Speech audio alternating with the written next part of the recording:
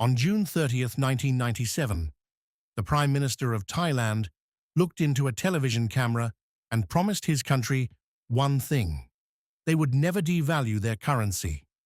48 hours later, $37 billion in reserves were gone. And here is what most Americans never learned.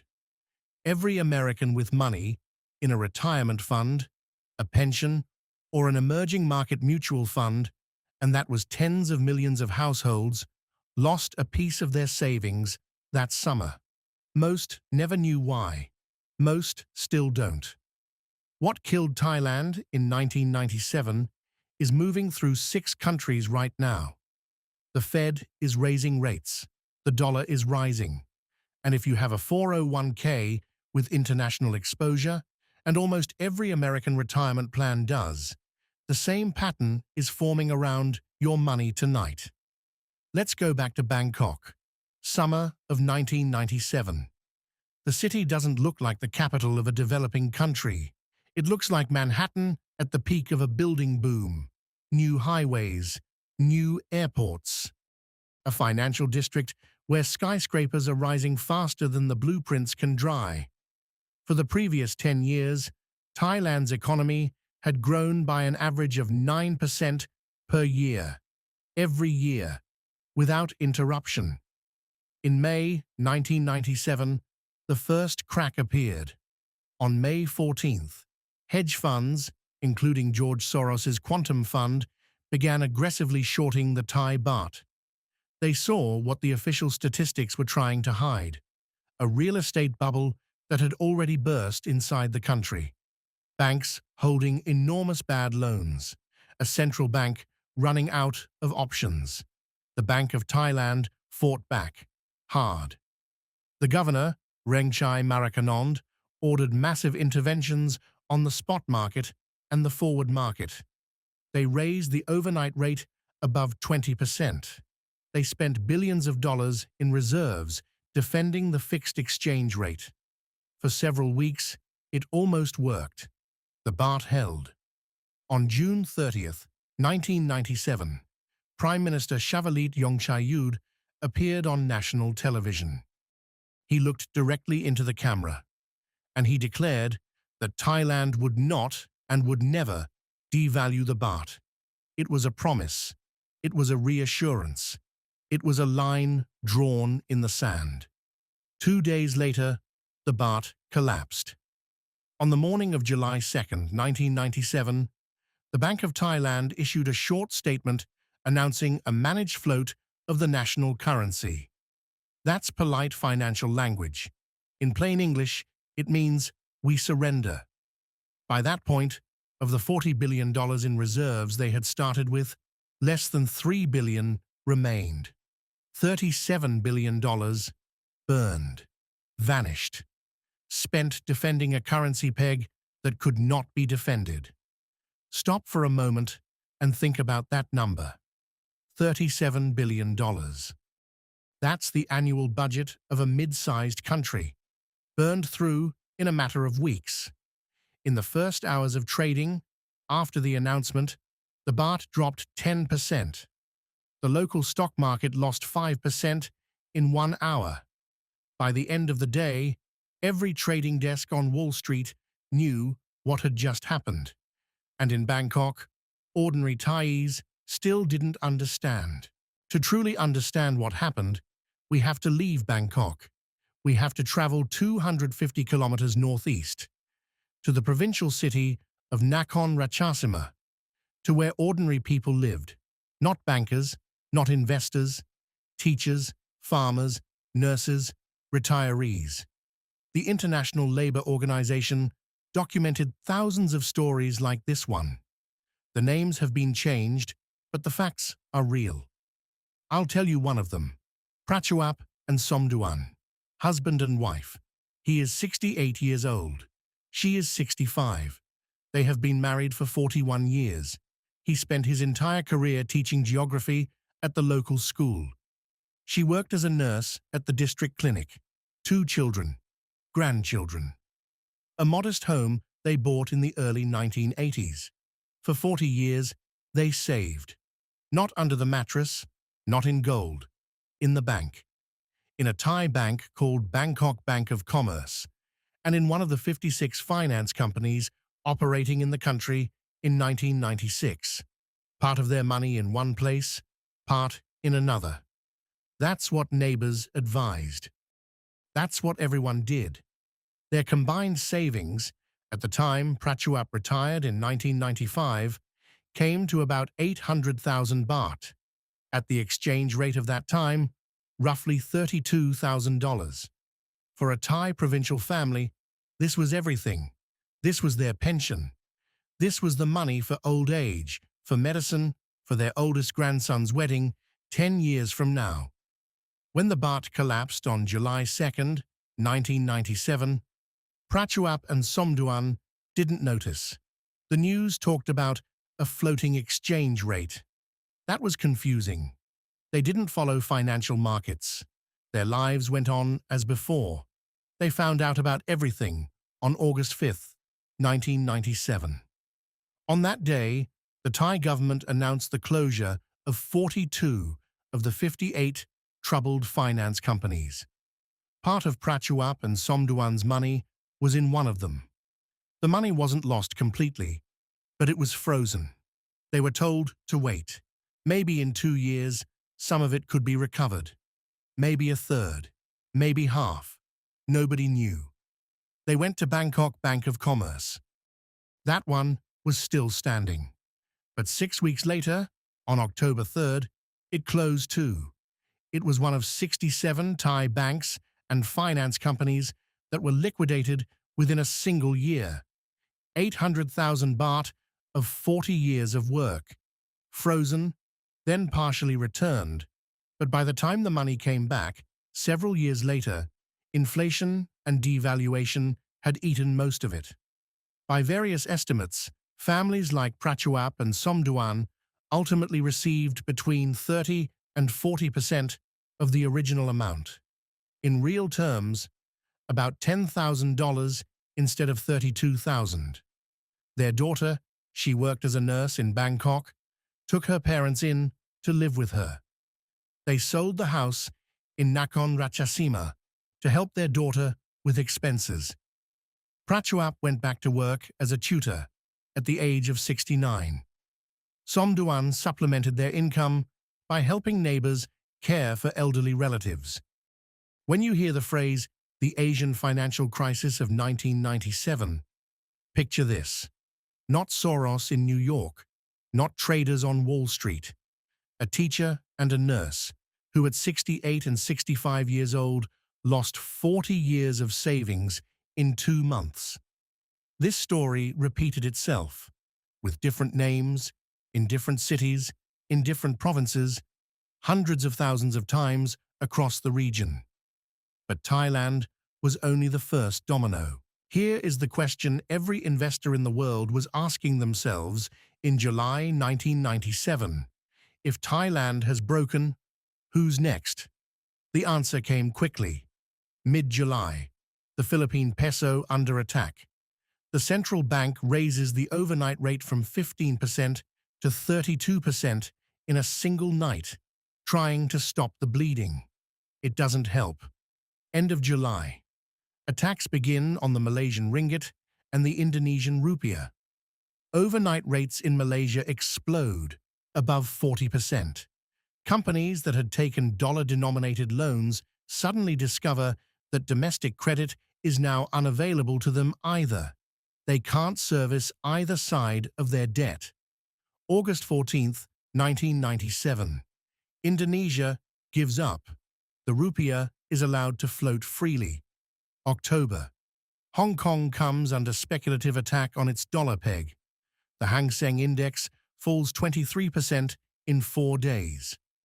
Hong Kong holds the peg, but only at enormous cost to the rest of the financial system.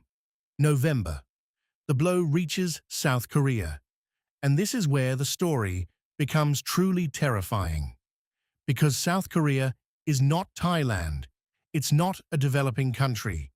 It's the 11th largest economy in the world. It's Samsung, Hyundai, LG. It's a country that in 10 years will join the OECD, and it is 3 weeks away from bankruptcy. Korean banks had borrowed roughly $24 billion in short-term dollar-denominated obligations. These were standard loans, 30, 60, 90 days, constantly rolled over like a credit line. In November 1997, international lenders stopped renewing them, all of them, simultaneously. What this means is, within 30 days, Korea needed $24 billion in cash to settle its obligations. In its reserves, the exact figures are still debated, but contemporaneous sources indicate roughly $5 to $10 billion in actually usable funds, $24 billion in debt, $10 billion in reserves, a gap of $14 billion. In 3 weeks, the country, officially, would not be able to pay its obligations. On November 21, 1997, Korea did what had still been considered impossible just 1 month earlier. It turned to the IMF for help. On December 3rd, a rescue package was announced. $57 billion, the largest IMF package in history at that time. The IMF itself put up $21 billion. The World Bank added $10 billion more. The Asian Development Bank contributed $4 billion. Japan, also $10 billion. The United States, $5 billion. And 6 more nations, the United Kingdom, Germany, France, Australia, Canada, and Italy, each pledged $1 billion. All of this to rescue a single country. But the conditions were draconian. The IMF demanded that Korea reduce its current account deficit to 1% of GDP, hold inflation below 5%, restructure or close every bank failing Basel capital standards, raise the foreign ownership cap on Korean companies from 26% to 50%, remove the protective tariffs that had blocked Japanese imports for decades, and make the Bank of Korea formally independent, stripping the government of its power over monetary policy. This was not a rescue package. This was a surrender. And here is what happened next, something not described in any economics textbook. In January 1998, something began in Seoul that historians would later call one of the most extraordinary public responses to a financial crisis in human history. The Korean government announced a campaign. Donate your gold to help our country pay back the IMF. And the Korean people went. 3.5 million people. That is 1 out of every 14 citizens of the country. They brought what they had to the banks: wedding rings, family jewelry, Olympic gold medals, gold trinkets.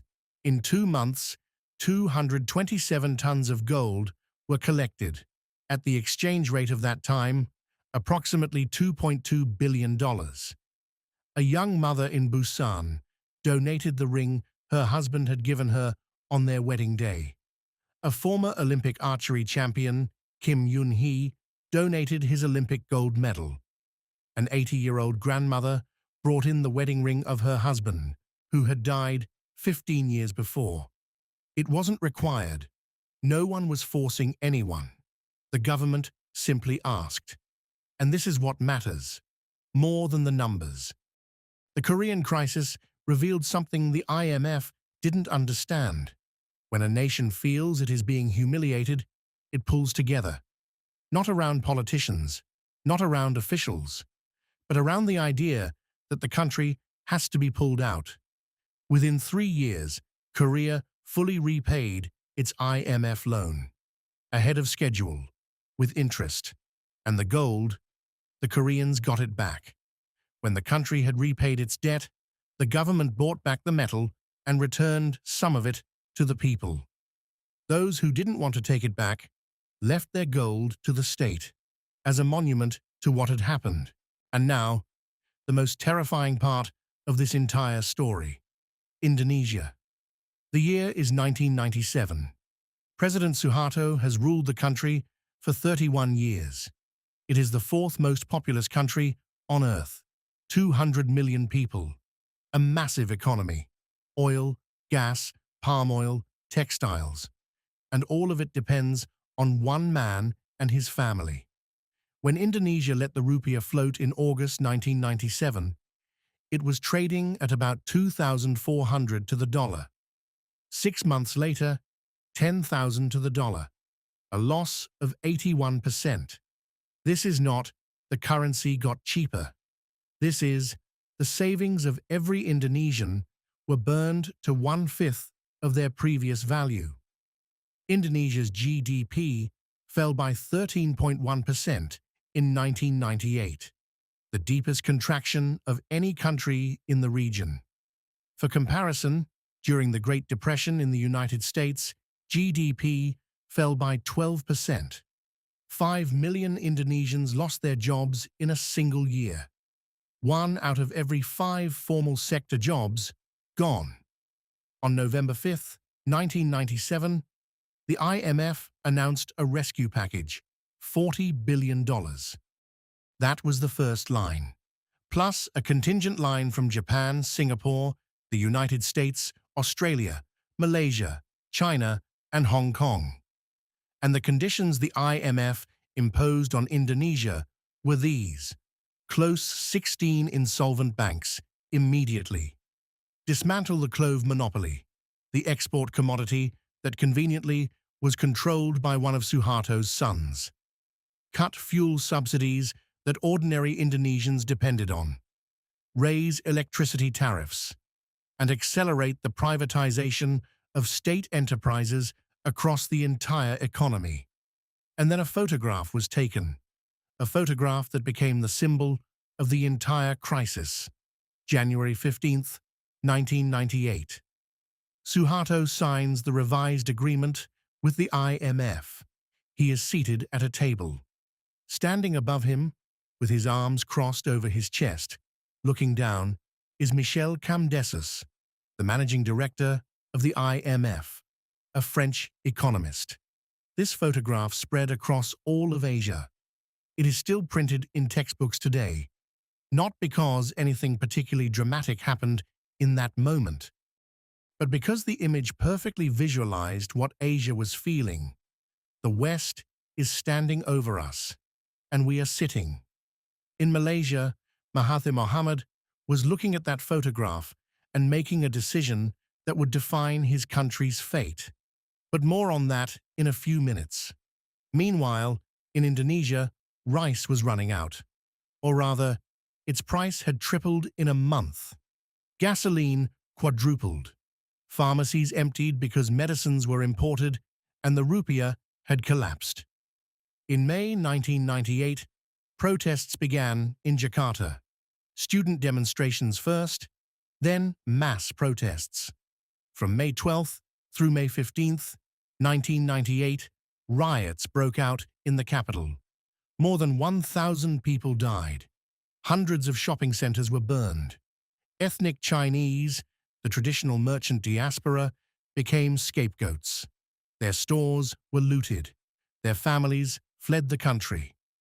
On May 21st, 1998, Suharto, who had ruled for 31 years, appeared on television and announced his resignation. He had held power longer than most Indonesians had been alive. The crisis ended his rule in 3 weeks, and he is not the only politician killed by 1997.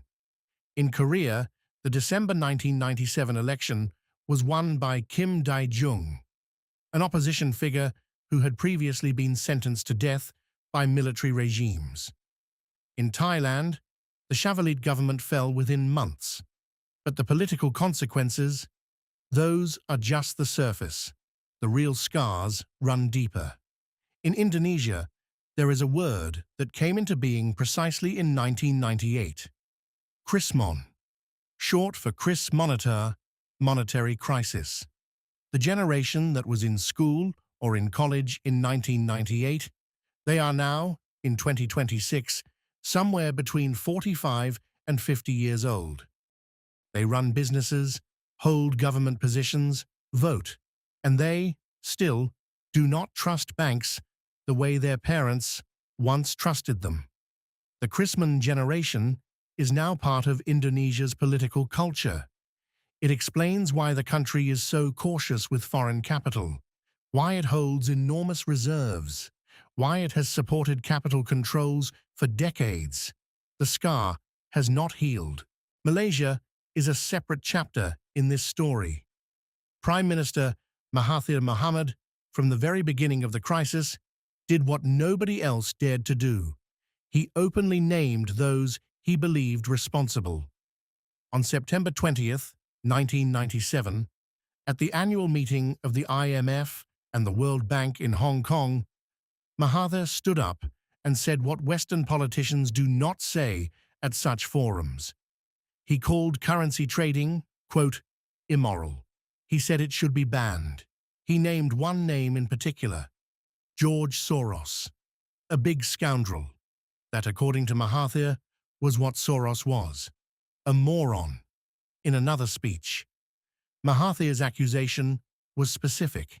He claimed that Soros had personally orchestrated attacks on Asian currencies in order to make billions on the collapse of an entire region.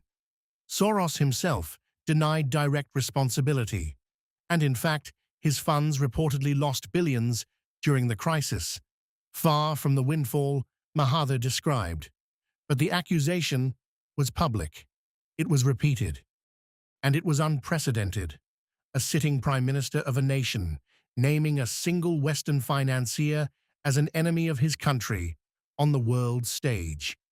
Soros responded publicly on September 21st, 1997. His quote, "Dr. Mahathir is a menace to his own country." This was one of those rare moments in financial history when a sitting prime minister and a hedge fund manager publicly called each other enemies. The truth of who was actually responsible for the regional collapse is something economists still debate today. But what is certain is that Mahathir had decided, early, publicly, and at great political cost, that the global financial system itself was the real problem. And 1 year later, Mahathir did something the IMF considered heresy. On September 1st, 1998, when other Asian countries had already been working under IMF programs for a year, Malaysia announced, "We are not playing by these rules." Here is what Mahathir did, specifically.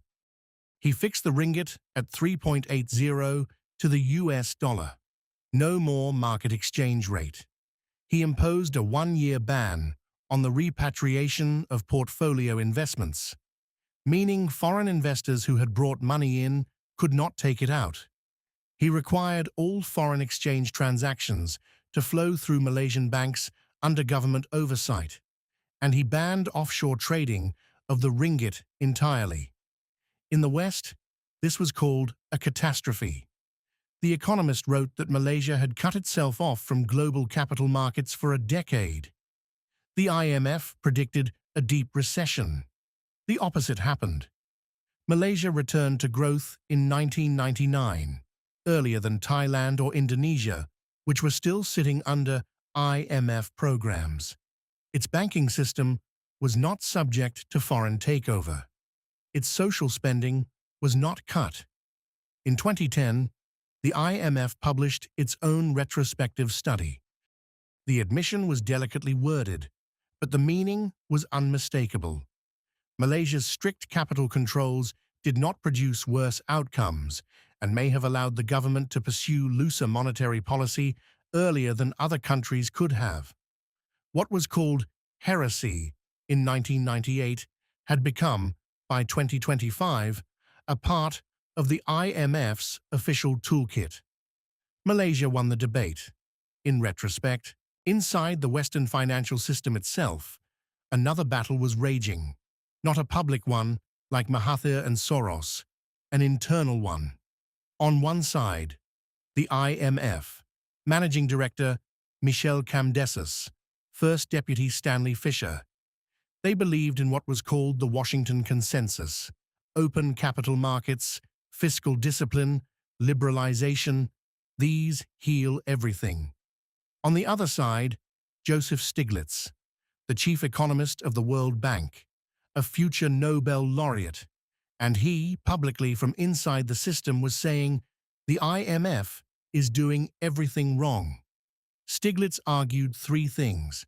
First, the high interest rates that the IMF demanded from Thailand, Indonesia, and Korea do not defend a currency. They kill the economy.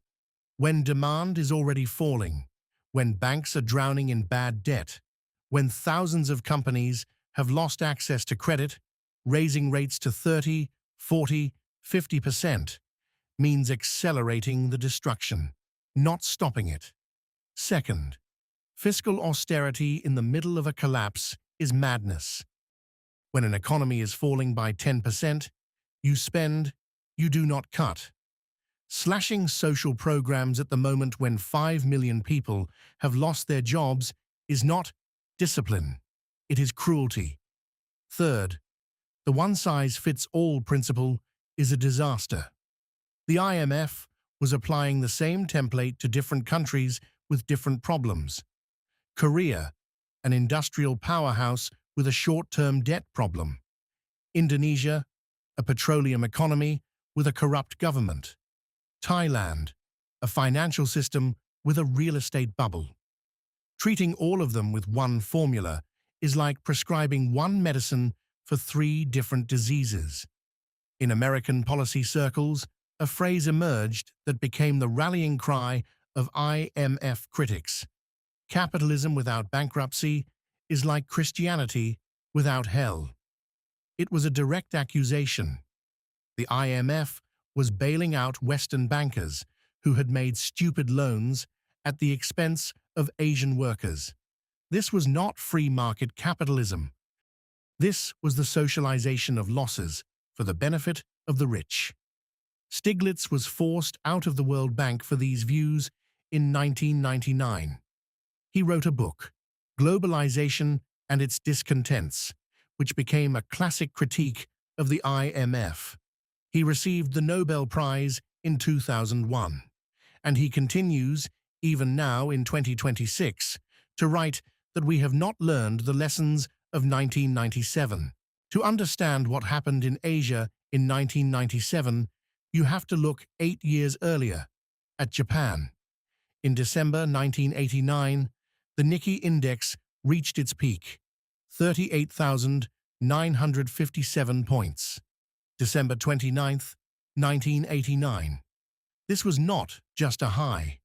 This was the moment when the Japanese stock market made up 45% of global stock market capitalization, more than the United States, and real estate prices were unreal. A single square meter in the Ginza district of Tokyo was valued at 32 million yen. At the exchange rate of the time, about $230,000 for 1 square meter. The land beneath the Imperial Palace in Tokyo, parkland in the center of the city, was, by the calculations of the time, worth as much as all the real estate in the state of California. All of Japan's land combined was valued at 4 times more than all the real estate in the United States, despite Japan being 26 times smaller in area. In Tokyo banks, economists wrote reports with the same conclusion. The Japanese model is the best in the world. In 20 years, Japan will surpass America. What happened next is in every textbook. The Bank of Japan in 1989 and 1990 sharply raised interest rates to prick the bubble. The prick worked. The bubble deflated, not in a month, but over decades. By October 2008, the Nikkei had fallen to 6,994 points, a decline of 82% from the peak. 20 years after the peak, the index was still 73% below its historical maximum. By the end of 2024, after 35 years, the Nikkei finally surpassed its 1989 level. 35 years. If you had invested in Japanese stocks at the peak in 1989 and simply held them, you would have waited for a return to zero until retirement. What did Japan do wrong? First, they recognized losses too slowly. Japanese banks held zombie loans on their balance sheets for years, formerly assets, in reality, hopeless. This tied up capital that should have gone to new investment. Second, stop-and-go fiscal policy. The government would pump money into the economy, then sharply cut budgets, raise consumption taxes. Every time a hint of recovery emerged, it was strangled. Third, demographics. By the time of the peak, Japan was already aging. When a bubble bursts and the labor force is shrinking at the same time, that's not a recession. That's structural stagnation. In 1997, economists in Bangkok, Seoul, and Jakarta looked at Japan and said, "That won't happen to us. We are young. We are dynamic. We are the future." They were wrong. And now, the most important part of this entire video. Because what happened in Asia in 1997 did not stay in history. Argentina. In 2024, inflation crossed 200% on an annual basis. The peso lost 60% against the dollar in a single year. The country is on yet another IMF program. Nobody is keeping accurate count anymore. The mechanism is identical to 1997. Too much dollar-denominated debt, too few reserves, hot money that flows in and out. Turkey. The lira has lost 80% of its value since 2021. Inflation, 50 to 60%. The central bank, under political pressure, cannot conduct independent policy.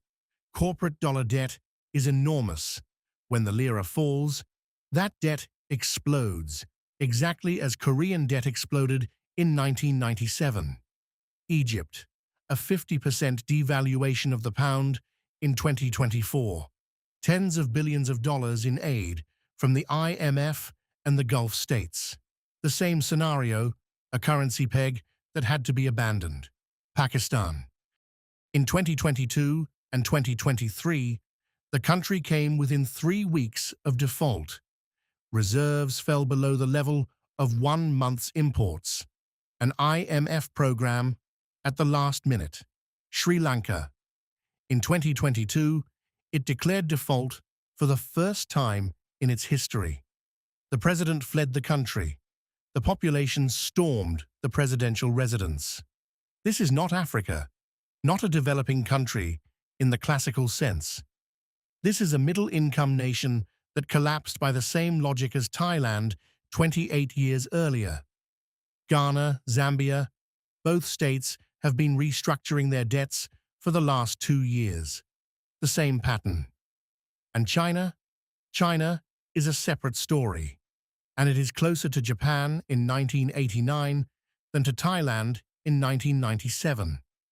In its peak years, the real estate sector in China made up 25 to 30% of GDP. That is 3 times higher than in the United States before the 2008 crisis. When Evergrande and Country Garden, the 2 largest developers, effectively went bankrupt in 2021 to 2023, a slow, controlled deflation of the bubble began. China does not have Thailand's 1997 problem.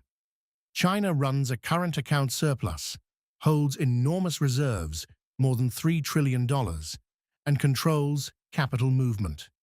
This means there will be no external shock to the yuan, the way there was to the baht or the rupiah. But inside the country, the problem is like Japan's: enormous private debt, an aging population, a sector that grew for years on cheap credit, banks with zombie assets on their balance sheets. If China repeats the Japanese scenario, there will be no crash, no collapse. There will be 20 to 30 years of stagnation.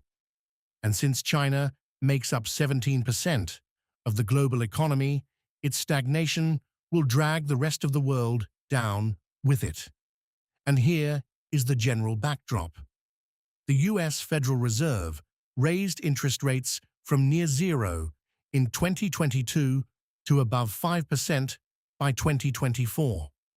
The dollar strengthened, and exactly as in 1996 and 1997, emerging markets that had borrowed cheaply in dollars during the era of easy money are now discovering that servicing those debts has suddenly become much more expensive.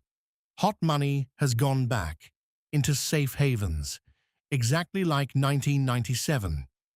William Pisek, a columnist at Forbes, wrote in 2023, "The global economy is beginning to look disturbingly like 1997. High US rates, a strong dollar, fragile emerging markets accustomed to living on cheap money. This doesn't mean 1997 will repeat itself exactly. The world has changed. Most countries no longer hold rigid currency pegs. Reserves in many countries are much larger, precisely because the lesson of 1997 was learned painfully. The IMF created preemptive support lines. After Malaysia, capital controls stopped being taboo. But the risks have not disappeared. They have simply changed shape. In 1997, the disease was the dollar-denominated debt of banks.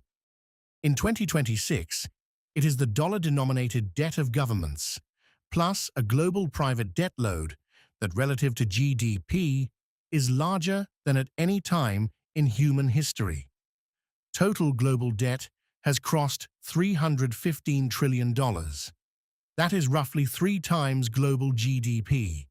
The system is no less fragile than in 1997.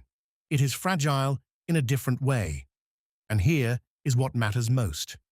Every financial crisis in history began with the same words. This time is different. The tulips in the 1630s, the South Sea Company in 1720, the railways in the 1840s, Florida real estate in the 1920s, Japan in 1989, Thailand in 1997, American mortgages in 2007. Every time, the smartest people in the room had charts proving that the boom was sustainable. Every time, they were wrong. What actually killed the Asian miracle? It wasn't Soros. It wasn't the IMF. It wasn't greedy bankers. It was killed by a very simple human pattern. When everything is rising, nobody wants to think about what happens if the rise stops. When money comes easily, it is taken just as easily. When a currency has been pegged to the dollar for years and it works, everyone is certain it will work forever. And then one morning, something changes, and the system that seemed unshakable falls apart faster than anyone can understand what is happening. It happened in Asia in 1997, in Japan in 1989, in America in 2008, in Argentina, Turkey, Sri Lanka, over the last few years. The pattern does not change, only the names in the headlines change. And here is the question I want to leave you with. When you look at the world right now, at the debt levels, at the dependence on cheap money, at the assets that have been rising for years, at the certainty that this time is different, what do you see? A solid foundation? Or just another miracle, waiting for its July 2nd, 1997? Tell me in the comments and subscribe, because the next video will be about those who didn't just survive 1997. They got rich from it, because every crisis creates winners too. The only question is whether you'll be on the right side of the next one.